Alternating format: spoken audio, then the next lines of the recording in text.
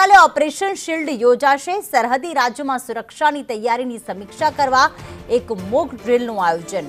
ગુજરાત, રાજસ્થાન, જમ્મુ કાશ્મીર, પંજાબ, હરિયાણા અને ચંદીગઢમાં operation shield હેઠળ mock drill યોજાશે। 29 મેના રોજ ટળી ગયેલી મોક ડ્રીલ હવે 31 મેના રોજ થશે। અગાઉ પણ 7 મેના રોજ મોક ડ્રીલ કરાઈ હતી। ઇમરજન્સીની સ્થિતિની સજ્જતા ચકાસવા માટે મોક ડ્રીલને વધુ વ્યવહારિક, યોગ્ય રીતે કરવામાં આવશે, જેથી ઇમરજન્સીની સ્થિતિમાં લોકોની વધુ સારી રીતે સુરક્ષા કરી શકાય। લોકોના જીવ બચાવવાની તૈયારીના ભાગરૂપે આ મોક ડ્રીલ કરાઈ રહી છે।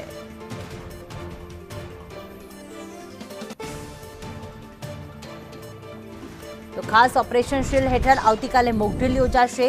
જે સરહદી રાજ્યો છે ત્યાં મોક ડ્રીલનું આયોજન કરવામાં આવ્યું છે, જેમાં ગુજરાત છે, રાજસ્થાન છે, હરિયાણા છે, ચંદીગઢ અને જમ્મુ કાશ્મીર। આમ ખાસ મોક ડ્રીલ અહીંયા આયોજિત કરવામાં આવશે।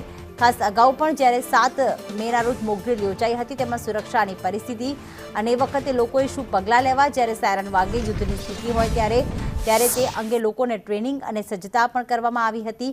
ત્યારે ઓપરેશન શિલ્ડ તે ક્યાં ક્યાં યોજાશે, તો 6 એવા જગ્યાઓ છે, ગુજરાત, રાજસ્થાન, પંજાબ, હરિયાણા, ચંદીગઢમાં યોજાશે, જમ્મુ કાશ્મીરમાં પણ યોજાશે।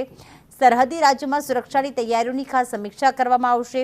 જે તે વખતે કયા પ્રકારના પગલાં લેવા, યુદ્ધની સ્થિતિ હોય ત્યારે તે અંગે લોકોને માર્ગદર્શન આપવાની સાથે એક મોક ડ્રીલ પણ યોજવામાં આવશે। ઇમરજન્સીની સ્થિતિ હોય ત્યારે સજ્જતાની ચકાસણી પણ અહીંયા કરવામાં આવશે। ગઈ વખતે જે મોક ડ્રીલ યોજાઈ હતી, જેમાં પણ એ જ હતું કે સાયરન વાગે છે, લોકો અલર્ટ થઈ જાય છે, એ વખતે દરિયાઈ સુરક્ષા જવાનો શું કરે છે, સાથે ભારતીય સેના કયા પગલાં લે છે, ફાયર બ્રિગેડ છે, એમ્બ્યુલન્સ છે, કઈ રીતે તૈનાત રહેતી હોય છે, તે અંગે આ ઓપરેશન શિલ્ડમાં તૈયારીઓની સમીક્ષા કરવામાં આવશે।